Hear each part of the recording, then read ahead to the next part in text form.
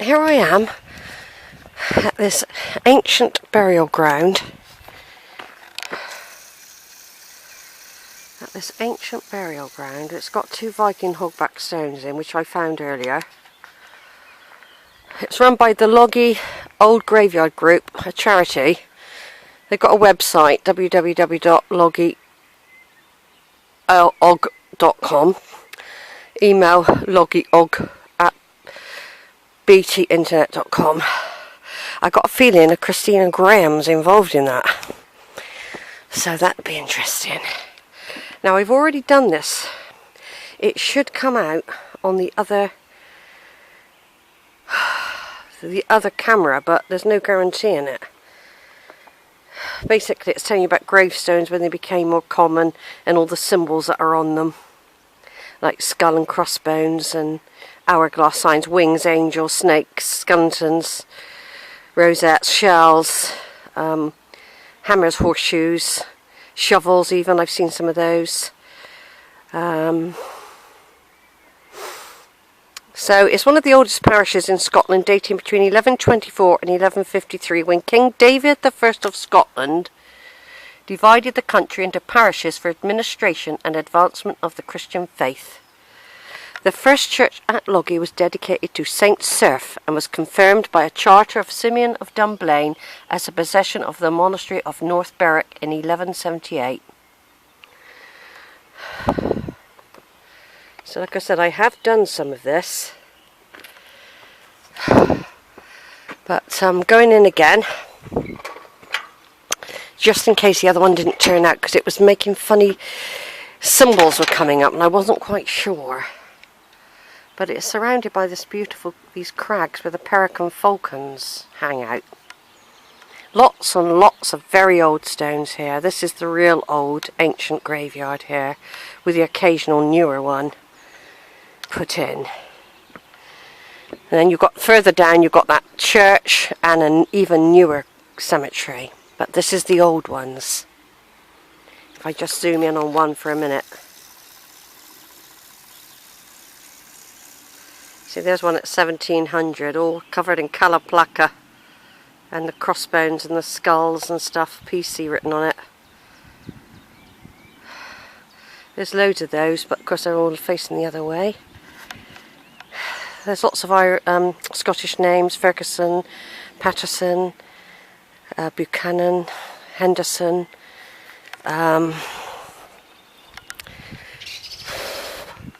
McRae, Stewart. All the usual Scottish names are here. Campbell, Ewing,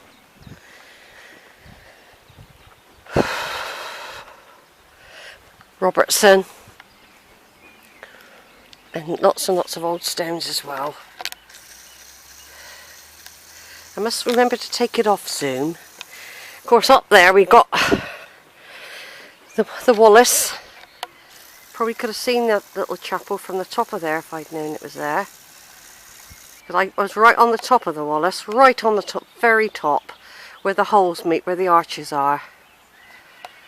And this would have been within view. But with a camera, if I can see that, I could do it the other way around. Anyway, here's the gold mine.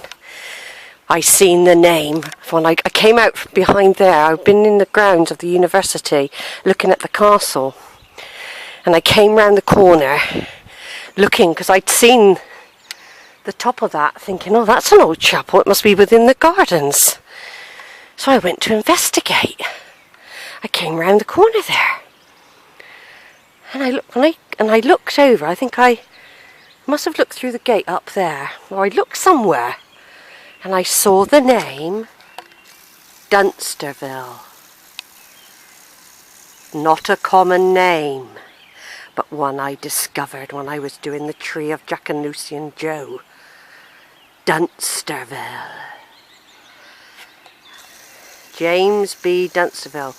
This is a cousin of Jack and Lucy. I've got the precise relationship back on the tree of these. He was born 19th July. No, she was born 19th. 1831. She died 1892. She was a widow of Colonel James B. Dunstable. I even know what the B is, but I can't remember at the moment. So I seen that from over the wall, and then all this.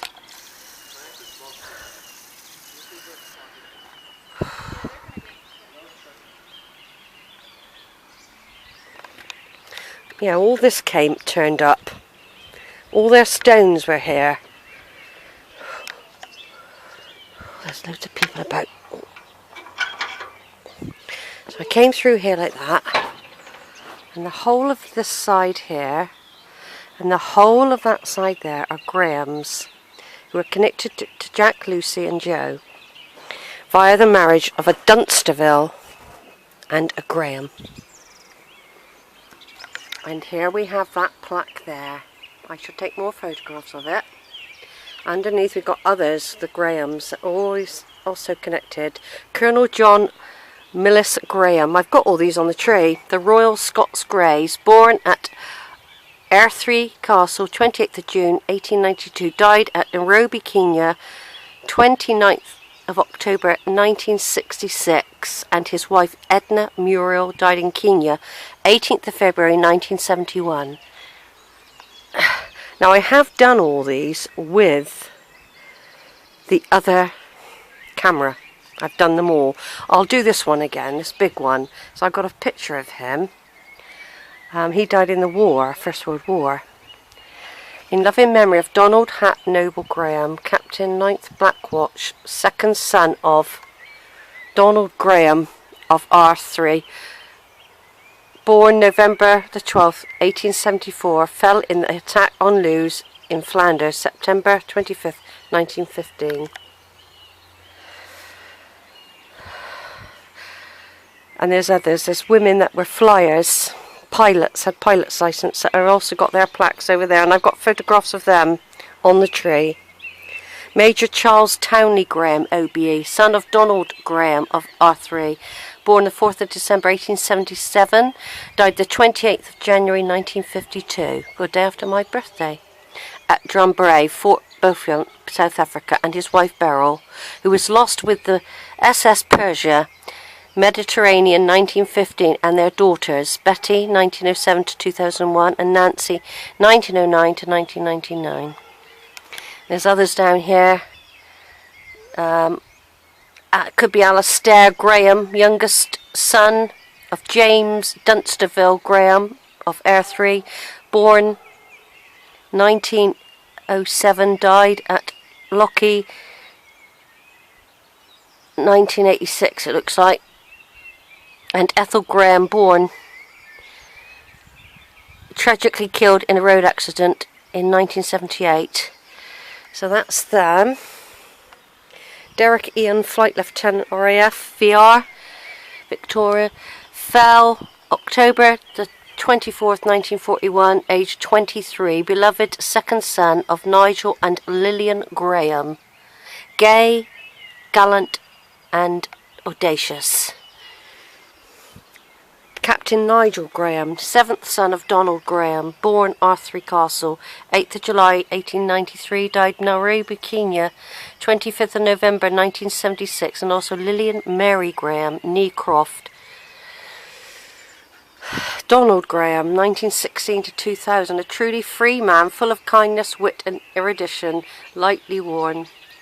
Catherine Graham, must be a steadfast friend, full of courage, elegance and spirit. She died in 2012, born 1929. So I had to go and get the other camera.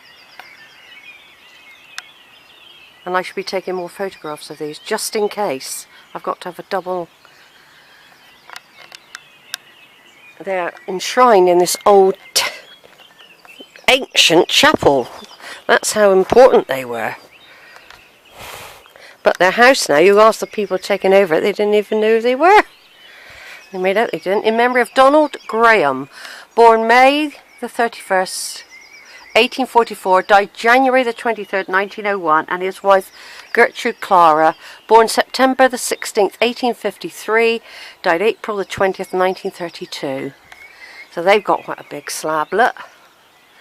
There's only the one Dunstable there, though they did have kids, of course, don't forget. Christopher David Graham, Commander Royal Navy, 1920 to 2004. Youngest son of Captain Nigel Graham and also Joy Graham, 1921 to 1982. Elizabeth Clare Graham, 1898 to 1914. And Cynthia Violet Graham, 1900 to 1914. Oh, she was tiny then, that one. Like I said, I've done photographs with the other camera. The light is going now. The Viking hogback stones are right over there. Lumpy things. There's one right there. That's a lumpy one. And there's one broken up next to it. They're the Viking stones. Hogbacks.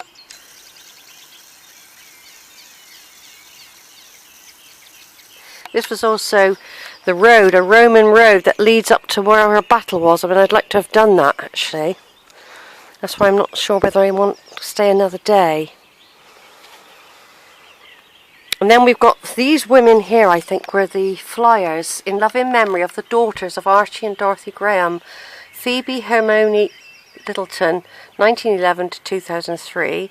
Dorothy Noel Van de Gooch, 1912 to 1995. And Clara Christina Thomas, 1980 to 2009. And Ursula Bridget Dawson, 1921 to 2009. And there are some Dawson graves actually in here. I've seen them. So there we go. There we have it. We've got this lovely monument to people that are in Jack and Lucy and Joe's tree. And this is how some of the tree people are. They've got a lot of really rich family members in their tree that are close. I mean, so have we, but further back in time.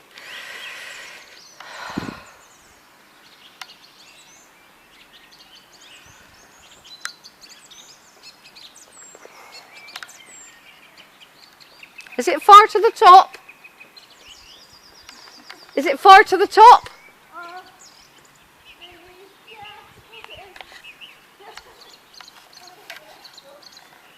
Right, I'm just going to stop this a minute.